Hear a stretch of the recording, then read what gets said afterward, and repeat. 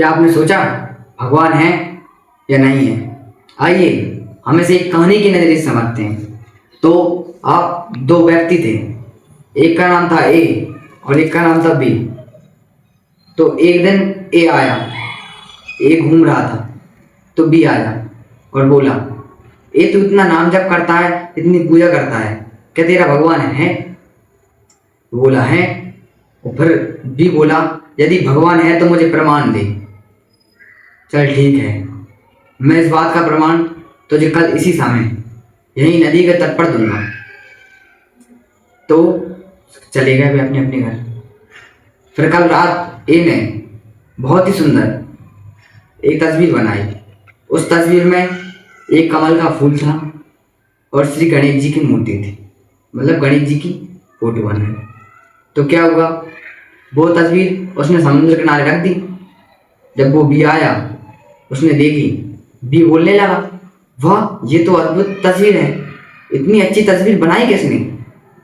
ए मुझे उस व्यक्ति का नाम बताओ, मैं उसे पुरस्कार देना चाहता हूँ जिसने भी ये तस्वीर बनाई। तो ए बोला, इसे किसी ने नहीं बनाई, ये ऑटोमेटिक बन गई, इसे किसी की बनाने की जरूरत नहीं पड़ी, ये प्रकट हुई है ना कि बनी है। टीवी बोला, ऐसा थोड़ी होता है, किसी ना किसी के पीछे कारण होता है।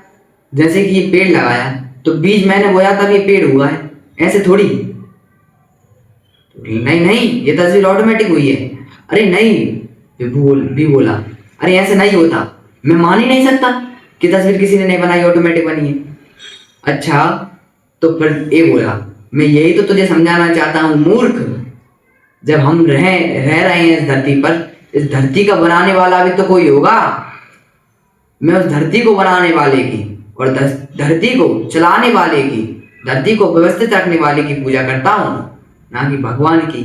इसीलिए तो कहा गया है, सच्चिदानंद रूपाय विश्वोत्पत्त्यादि हेतवे तापत्र विनाशाय श्री कृष्णाय वयं नमः। इसका तात्पर्य सच्चित और आनंद के स्वरूप परमात्मा जो धरती के हित के लिए धरती की रक्षा करते हैं, धरती का हित नहीं होने देते, जिन्होंने संसार की रक्षा की है, ऐसे भगवान को मैं प्रणाम करता हूं। तो भगवान होते हैं। और दूसरी बात, जब आप किताबों की बात को मानते हैं, महात्मा गांधी को आपने देखा, जवाहरलाल नेहरू को आपने देखा, उनको भी किताब से पढ़ के ही आप मानते हैं। और जहाँ के हमारे भगवान हैं तो वेद पुराण ग्रंथ है उनकी, आप उनको पढ़कर उनकी बात नहीं मानते।